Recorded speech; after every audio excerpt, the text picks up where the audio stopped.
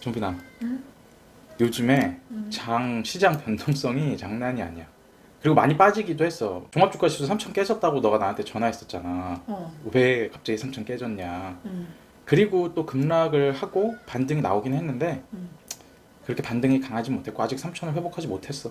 그래서 많이 힘들었는지 응. 평소에 전화 안 오던 사람도 전화가 와서 물어볼 정말? 정도. 누가? 갑자기 이게 스태그플레이션이 오는 거 아니냐. 주식을 계속 해도 되냐. 이런 식으로 물어보고, 어. 그리고 회사에서도 어떤 분이 주식하기 너무 힘들다고 그만하고 싶다 이런 얘기를 하더라고. 음. 그만큼 좀 지치는 장이었어. 어. 지친다. 아니 맘카페에서도 난리더라. 맘카페 너 애교 좋지 난리 났다고. 난리 났어. 뭐 주식 요즘에 괜찮나요? 막 이러면서 많이 물렸지 또. 엄청 빠진다고. 일반 투자자들이 그 대형주들 있잖아. 응. 대형주들이 급등할 때 이걸 많이 사더라고. 이 급등의 끝자락에서 그래 놓고 우량주 장기 투자한다. 이때 아니까. 이 기사가 이때 나오니까 많이들 이때 투자를 해갖고 쥐고 장기 투자한다고 하는데 지금 되게 고통스러울 거야. 왜냐면 그런 주식들이 응. 고점에서 몇 달 만에 마이너스 30% 40% 났었거든. 지금도 계속 빠지고 있고. 그러니까 응. 힘들 거야. 그리고 나도 사실 힘들어. 이건 감정이 있는 사람이면 지금 장은 쉽지 않아. 응. 뭐 빠지는데 기분 좋은 사람이 어디 있겠어. 응. 단지 해야 될 일을 하는 것뿐이지. 나도 감정이 되게 풍부한 편에 속하기 때문에 이럴 때 감정의 동요가 있다고. 오빠가? 어, 오빠 그런 동료 없을 것 같은데. 그냥 얼굴 표정만 없을 뿐이지. AI잖아. 기가 영민. 그래서 그만하고 싶기도 하지, 투자를 할 때. 응. 올해 이 정도 올랐으면 싹 포트 밀고 좀 편하게 있다가 팍 빠졌을 때 응. 확 사고 뭐 이런 머릿속에 상상을 오. 막 하지. 좋다. 좋지. 응. 근데 그게 안 되니까 투자를 계속 하는 거야. 내가 투자를 계속 해오면서 여러 가지를 생각을 하고 여러 가지 느끼기도 했고 책에서 본 것도 있는데 응. 투자하면서 상승장만 경험을 하면 아주 기분이 좋지. 응. 근데 투자가 상승장만 있지는 않잖아. 응. 2020년 중반부터 2021년 초반까지 응. 이게 정말 특이했던 시장이었어. 이렇게 상승장이 강했던 때가 최근에 많이 없었어. 1년을 놓고 보면 굉장히 힘든 때도 특수했던. 있었고, 특수했던 경우지. 그래서 하락장. 이거 사실 하락장이라고 부르지 않아. 지금 정도 빠진 거는. 응. 그냥 조정을 받았다고 하는 거지. 그냥 일상적인 조정이야, 지금은. 어. 여기서 더 빠질 수도 있지만 지금까지는 그렇단 얘기야. 그리고 지금 조정은 그 매크로라고 하지, 거시. 그 이슈로 인한 것들이 많아. 응. 뭐 뉴스 보면 천연가스 가격이 너무 올랐다 그러잖아. 응. 천연가스 가격이 올라서 에너지 가격이 올라가고, 그 전기료가 올라가고, 전기료가 올라가면 공급, 그러니까 생산을 하는 쪽에 그 원가 부담이 늘어나는 거잖아. 그러면 가격을 올리게 되고, 그럼 공급 측에서 인플레이션이 일어나는 보기 안 좋은 그림이 나오거든. 그리고 인플레이션이 강하게 되면 금리를 올려야 되고, 금리를 올리게 되면 아무래도 유동성의 수축이 조금 일어나고, 유동성 증가율이 좀 떨어지겠지? 이런 것들이 주식시장에 되게 불리하다. 그런 것들이 매크로적으로 자꾸 터져 나오고 미국에서 부채 한도 협상 잘 안 된다 그러고 뭐 이런 것들이 나오니까 사람들이 매크로에 더 몰리고 있는 거예요 지금. 일상적인데도 불구하고. 근데 별로 큰 의미는 없다고 생각을 해. 근데 결국 핵심은 항상 내가 말하는 건데 뭐 종목 골라야 되고 여기서 리밸런싱 해야 되고 그렇게 얘긴 하지만 결국은 시장에 머물러야 된다는 거야. 아무리 감정적으로 힘들고 그래도 시장에 머무는 게 이득이다. 사람들이 이렇게 조정이 오면 잠깐 소나기를 피했다가 끝나면 다시 들어가고 요런 거를 원하잖아. 나는 이슈가 이제 터질 때 음, 팔고 음. 그다음에 또 조정될 때 사고 그렇게 하면 되는 줄 알았지. 근데 나도 맨 처음에 투자할 때는 그런 줄 알았어. 음. 근데 그게 아니고 시장에 머물러야 한다는 거를 나중에 알았어. 음. 이게 시장에 머물러야 돼. 물론 인사이트가 뛰어나서 미리 시장의 움직임을 알아보고 현금화를 시키고 그런 사람들도 있더라고. 난 없는 줄 알았는데 있어. 시장의 마법사 같은 사람들이 있어. 근데 나는 그런 사람들이 아니잖아. 그리고 이걸 보는 대다수의 사람들도 그런 사람들이 아닐 거야. 그러면 시장에 머물러야 한다는 자명한 진리가 있어. 이거 시장에 머물러야 한다를 다른 말로 하면 인내, 기다림 이런 얘기를 하는 거거든.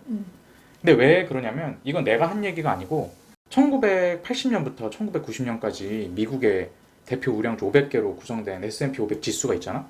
이게 연평균 수익률이 17.6% 정도 됐어. S&P 500 수익률이. 근데 이 기간에 수익률이 가장 높았던 10일. 엄청나게 오랜 기간이잖아. 80년부터 90년이면. 그지? 이 10년 동안 수익률이 가장 높았던 10일을 투자를 제외하잖아. 만약 이때 내가 시장에 들어가 있지 않다라고 하잖아.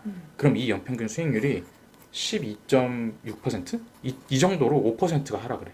이 10일을 안 갖고 있다는 거 가지고. 그리고 10년 동안? 10년 동안 10일이라고?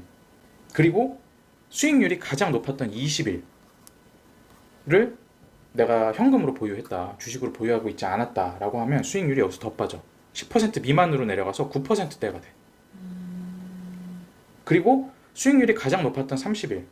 이게 주식 투자를 안 하고 있었으면 이 수익률은 6.5%로 떨어져. 이건 통계적으로 나와 있는 거거든. 그 말은 바꿔 말하면 이렇게 시장에 등락을 맞추려면 시장이 강하게 상승한 최소 상위 30일을 내가 정확하게 찝어낼 수 있어야 된다는 얘기야. 불가능이네. 그걸 할 수 없으면 머물러 있어야 돼. 이게 경험적으로 아는 투자자들은 상당히 많이 알 텐데 종목을 예로 들면 1년, 2년 내내 누워있던 주식이 모멘텀 몇 가지를 강력하게 만나서 한 몇 주 만에 리레이팅이 엄청나게 강력하게 올라서 몇 배가 튀기도 하거든. 그러면은 시장에 머무르지 않으려면 그 리레이팅 되는 시점을 정확하게 알아야 된다는 얘기인데 그건 사실 알 수가 없잖아. 그러면 시장에 어쨌든 머물러야 돼. 생각보다 되게 일수가 되게 적네. 강하게 상승하는 게 되게 짧은 순간에 나와. 그리고 미국의 되게 전설적인 가치주 펀드 중에 트위드 브라운이라고 있거든. 얘네들도 오랜 투자 경험을 통해서 투자 수익의 70%에서 80%는 전체 보유 기간에 6%에서 7% 기간에 발생했다고 그러거든. 근데 이거 진짜인 게 우리로만 말해도 우리 포트폴리오가 쭉 우상향하긴 했어. 손실 본 적이 없었어. 근데 정말 점프업 한 거 있지. 이게 몇몇 구간에 집중돼 있거든. 근데 이 점프업 한 거를 쭉 보면 정말 짧은 순간에 점프업을 돼 있어. 이걸 결국 그 시기 동안 물론 그때도 시장이 안 좋을 때고 빠질 때가 다 있었어. 2018년, 19년 다 있었고 2020년에는 팬데믹이 있었고 그러니까 이거 시장에 머물러야 된다는 거는 경험적으로 그리고 이미 통계적으로 투자를 해본 사람들은 다 알고 있는 거야. 그러니까 어쨌든 투자를 해야 되고 지금 사람들이 흔들리는 게 지수가 흔들린다는 거잖아. 지수가 많이 내려왔잖아. 근데 냉정하게 말하면 지수랑은 상관이 없어. 개인 투자자의 그 퍼포먼스는. 지수가 많이 내려오고 뭐 삼성전자가 지수랑 가장 연동이 심하니까 삼성전자가 주가가 많이 빠졌잖아. 근데 그 기간 동안 주가가 엄청나게 오른 주식들이 상당히 많아. 그러니까 한두 개 갖고 얘기하는 게 아니고 상당히 많아. 그래서 지수는 문제가 아니야. 결국 내가 종목을 뭐를 갖고 있냐, 피킹을 어떻게 했냐. 그리고 그 종목을 피킹을 한 다음에 결국 시장에 머무르면서 인내하고 버텼느냐. 그 차이야. 이게 정말 어려운 것 같아. 이게 제일 중요해. 실행이 어려워, 실행이. 누구나 아는데 종목 선택까지는 어찌저찌 할 수 있거든. 근데 결국 인내하고 버티는 건 내가 해내야 되는 거잖아. 이게 결국 제일 어려운 거야. 이걸 해야지만 장기적인 수익을 얻을 수 있어. 한 번 하고 말 거는 할 수 있는데 이걸 해야지 장기적으로 할 수 있어. 펀드 매니저 이런 사람들 피말리겠다. 고객들이 막 닥달하는 거 아니야? 펀드 매니저들이 인내하고 버티는 게 어려운 이유가 너가 말했듯이 개인 투자자들이 닥달하잖아. 그리고 이 사람들은 자기 퍼포먼스에 의해서 연봉이 결정되잖아. 그러니까 인내하고 버티기가 더 어려운 거야. 개인 투자자랑은 많이 달라. 개인 투자자가 더 유리한 면이 있어. 결국 다 이거 차이고 종목을 잘 골라야 하는 것들은 여러 가지가 있어. 현금 흐름도 봐야 되고 뭐 여러 가지 방법이 있지. 내 옛날 영상에도 나오고 그리고 내가 현금 흐름 얘기도 지금 하려고 했는데 너무 시간이 길고 그거는 좀 재미없는 얘기니까 가입자 영상으로 따로 이번 주에 올리던가 할 생각이야. 투자도 AI 투자했으면 좋겠다. AI 투자 같은 거 있으면 편할 것 같아.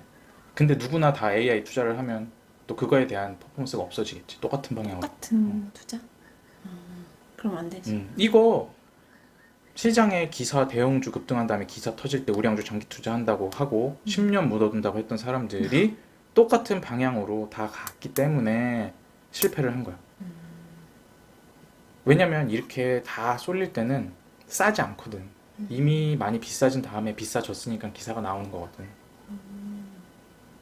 그래서 투자가 종합적이라서 조금 하기가 쉽지가 않지. 그리고 마지막으로 거의 최종 시련이라고 생각을 해. 인내하고 버티는 게. 초심자의 행운으로 시작해서 가혹한 시험으로 끝난다고 하잖아.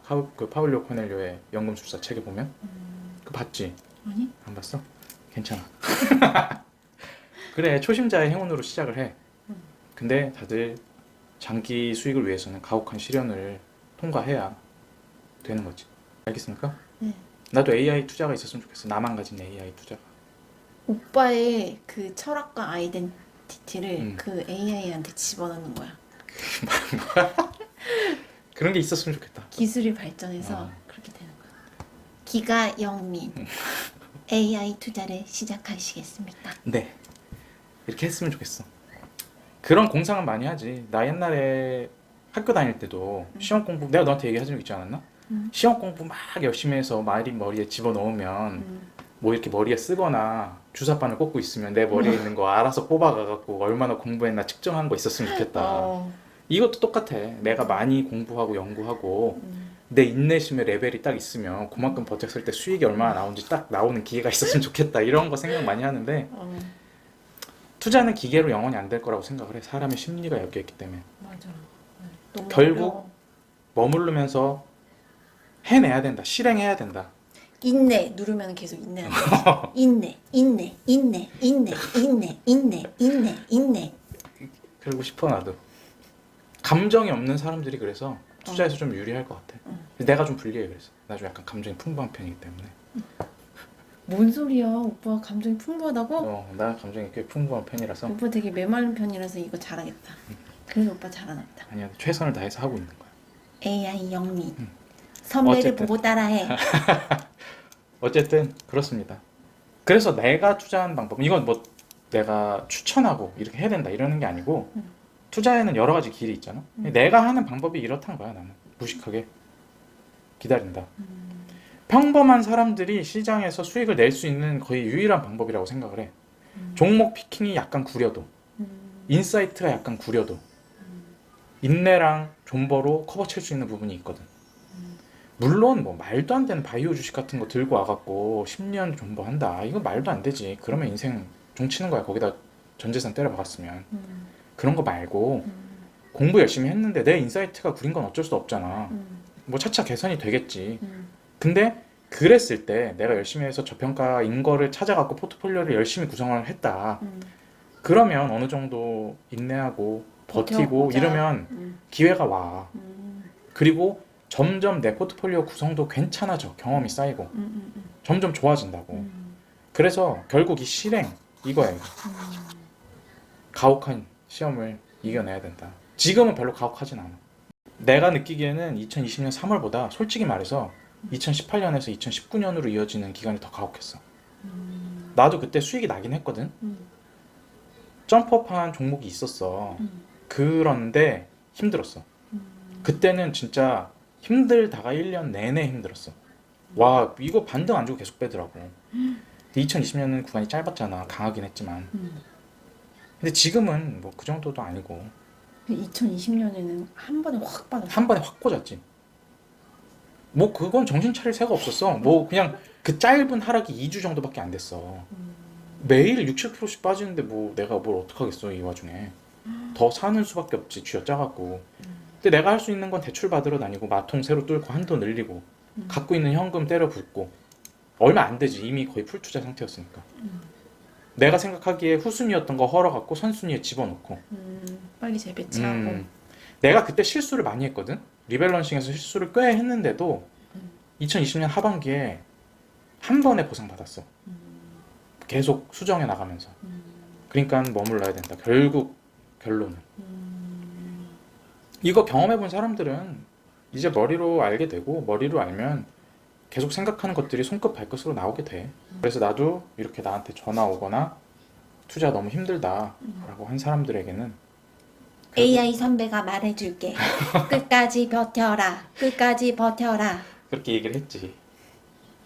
와, 뭐 그거밖에 없어. AI가 아니고 그거밖에 없어. AI 마인드를 가지라고 맞아. 조언을 해줘 그럼. 좋은 종목을 가지고 좋은 가격에 샀다면 기다려야지. 이 설령 지금보다 더 계속 빠지더라도 기다려야 돼. 내 생각은 그렇다. 그래. 좋은 날이 옵니다. 좋은 날. 좋은 날.